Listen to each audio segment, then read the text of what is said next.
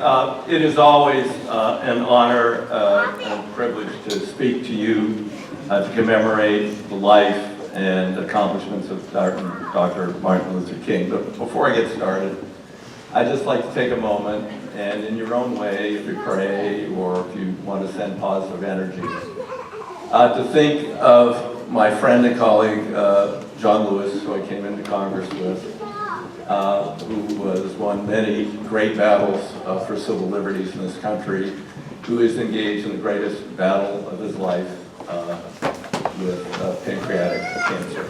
So just take a moment to send them some good energy.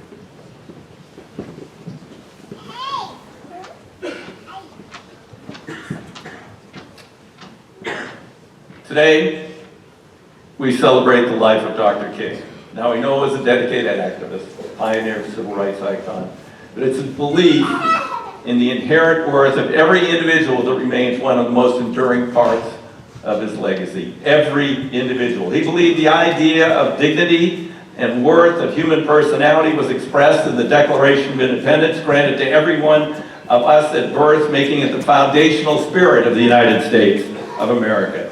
This inherent worth implies that every individual, regardless of race, sex, gender, identity, sexual orientation, is deserving of equal treatment under the law. This includes the critical right to vote in free and fair elections that help determine their governance. The right to vote is the most sacred and fundamental component of American democracy. I have long believed that incumbent upon the federal government to make voting easier for every citizen, not harder. Oregonians are no stranger to expanding access to the ballot box. 100 years ago, Oregon became the 25th state to ratify the 19th Amendment, passed by Congress June 1919. It was meant to guarantee all women the right to vote. That was a monumental victory in the history of the women's rights movement, but we must recognize that this initial victory benefited a distinctly wealthy, educated, and white group of women. Women of color, particularly black women, would remain disenfranchised in our system until Congress enacted the Voting Rights Act of 1965. Latin, Native, and Asian American women would have to wait until 1975 when the federal government passed voting rights amendments that prohibited discrimination against language minority citizens. Equality was not achieved overnight. Just to get where we are took decades of sacrifice and determination. And unfortunately, the fight is not over. In Trump's America, many of these hard-won civil rights are at risk. In Shelby County versus Holder, the Supreme Court issued an outrageous ruling that the Voting Rights Act, removing critical protections that millions of Americans rely on to participate in our democratic process, was unconstitutional. During the November 2018 elections, there were targeted partisan voter suppression efforts across the country, including against Native American tribes in North Dakota, against African Americans and other minority voters in states like Georgia, California, and elsewhere. Voter suppression tactics like these have absolutely no place in the United States of America, and they must stop.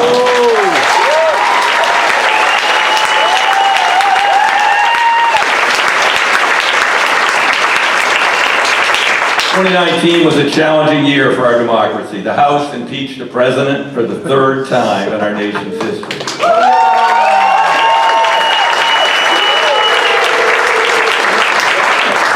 I voted in favor of both articles against the president. It's not a vote you take lightly. However, the case is clear-cut. He violated his oath of office. He abused his power. He obstructed Congress's constitutional duty to perform oversight of the executive. He put our free and fair elections at stake through soliciting foreign interference, and he betrayed the Constitution, the American people, and undermined our national security objectives. This president, if afforded another term in office, will continue to undermine the Constitution and put at risk the very future of our representative democracy. More and more, the foundations of our nation are being put to the test, and some are beginning to crack under the pressure. 2020 will bring its own unique set of challenges. I'd like to read a brief quote from a recent essay by Michelle Alexander, the author of The New Jim Crow.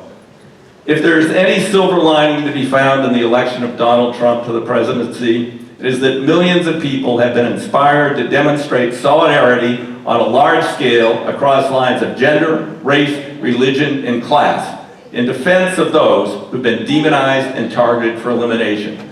Trump's blatant racial demagoguery has awakened many from their, quote, colorblind slumber and spurred collective action to oppose the Muslim ban, the border wall, create sanctuaries for immigrants in their places of worship and local communities. Many who are engaged in this work are also deeply involved in supportive of movements to end police violence, mass incarceration. Growing numbers of people are beginning to see how the politics of white supremacy have resurfaced again and again, leading to the creation and maintenance of new systems of racial and social control. A politics of deep solidarity is beginning to emerge, the only form of politics that holds any hope for our collective liberation. Michelle Alexander.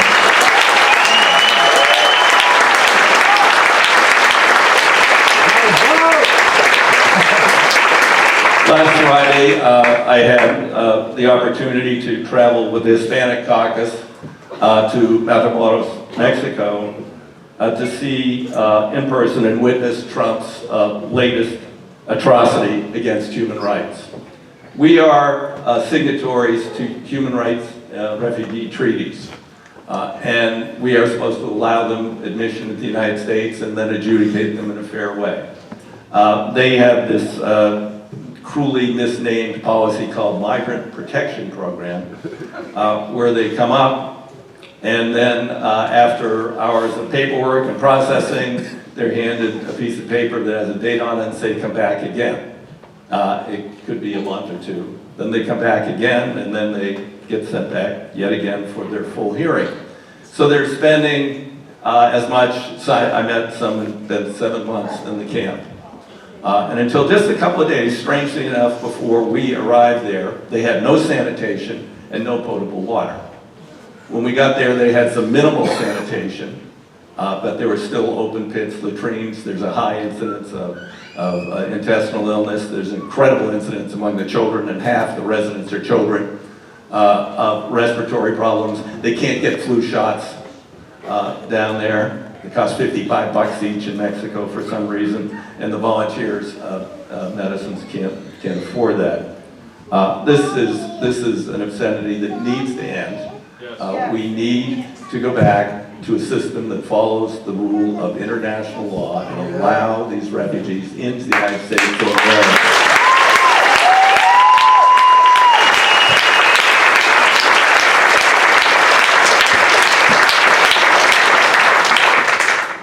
Okay, a lot of people said, well, that was a depressing speech. So let's look a little bit more to the future. I didn't come here just to warn of doom and gloom. In fact, I'm hopeful for the future, or I would keep doing this job. First, I want to celebrate the fact that Virginia has become the pivotal 38th state to ratify the Equal Rights Amendment, carrying equal treatment under the law regardless of sex and racial composition for the first time in our history.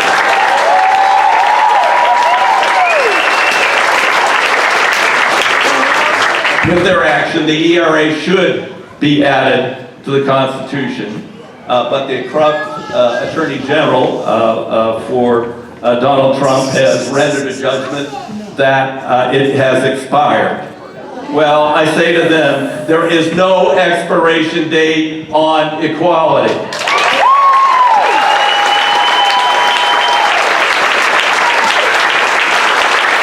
The power to amend the Constitution lies with Congress and the states. It's beyond time for women to receive equal protection under the law, and beyond time for ERA to become the law of the land. The 116th Congress, thanks to many of you and people all around the country, has been historic. For the first time in nearly a decade, Democrats retook control of the House of Representatives. In no small part, thanks to the driven women across the country, starting with the Women's March and other movements, and for all the women who ran for office themselves in record numbers in the 2018 election.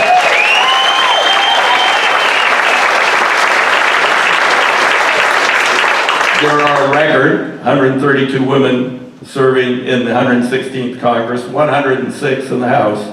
In November of 2018, 37 women were elected to the House for the first time. In the 116th, we saw the first woman Speaker of the House, Nancy Pelosi, return to the speakership. We saw the election of the first 2 Native American women to ever serve in the United States Congress.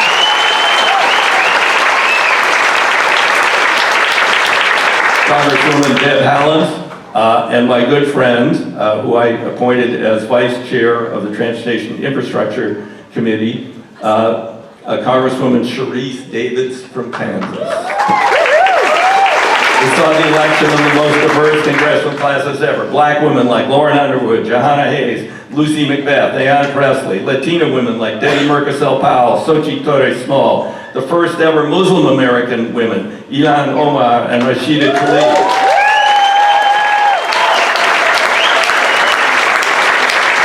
And young women like Abby Finkenauer and Andrea Ocasio-Cortez, the youngest woman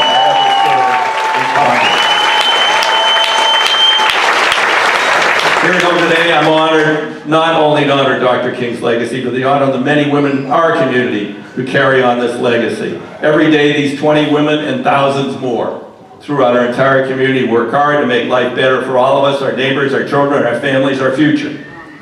In our own state and local governments, we have principled and dedicated women, Governor Kate Brown, Labor Commissioner Val Hoyle, Mayor Lucy Bennett, Mayor Christine Lundberg, Speaker Tina Kotek, Attorney General Ellen Rosenbaum, District Attorney Patty Pirlo, Commissioner Heather Booth, right down front here.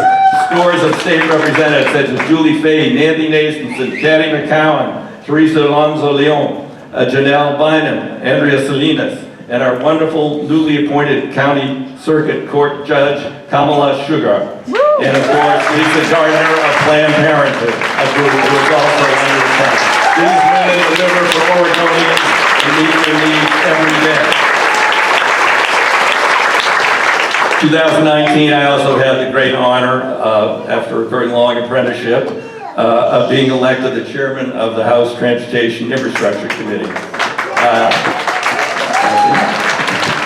I've been blessed to have an extraordinarily smart and driven woman advising me and working in my office as a DC and here at home. And I appointed fellow Oregonian from Lebanon, Oregon, Kathy Dedrick, as the majority staff director of the committee, my chief aide on all transportation issues. She became the first woman in the committee's 200-plus year history to lead the Transportation Committee majority staff.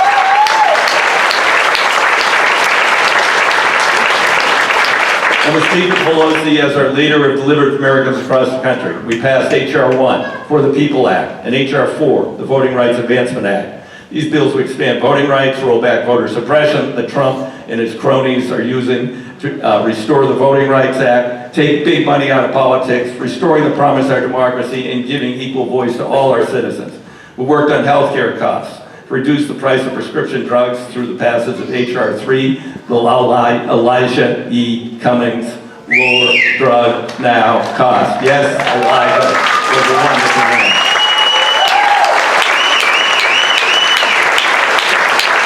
Sought to level the playing field for working women through passing the Paycheck Fairness Act. Voted to reauthorize Violence Against Women Act to protect 1 in 4 women who will experience partner violence in their lifetime.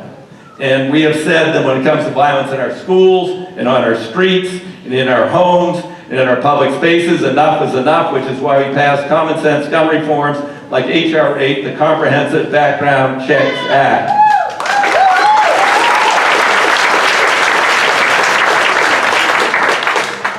Establishing true equality is a huge task. But even when we are finally successful, and we will be successful perhaps, not in my generation, but we will, as a people, get there. But it'll be all for naught if we allow a threat to continue to all humanity, the climate crisis. When I return to DC next week, I'll propose a comprehensive, transformative 21st century plan to rebuild our nation's infrastructure in a resilient way with durable, climate-friendly materials, defossilized, electrified surface transportation to combat the climate crisis. A key component of the Green New Deal, which will which will help end the burden of pollution, which has disproportionately impacted low-income and communities of color. And this will also provide hundreds of thousands of jobs, opportunity with job training for disadvantaged youth and communities of color. But our fight isn't over. It's just getting started. This moment will be one of the most consequential in our nation's history. And I, with your support, plan to be at the forefront, working with my colleagues to create a more just, equitable society in which the inherent worth of every individual is recognized and respected, and reassure the future of our planet. Stay active, get involved. The future of our representative democracy and the planet is in your hands.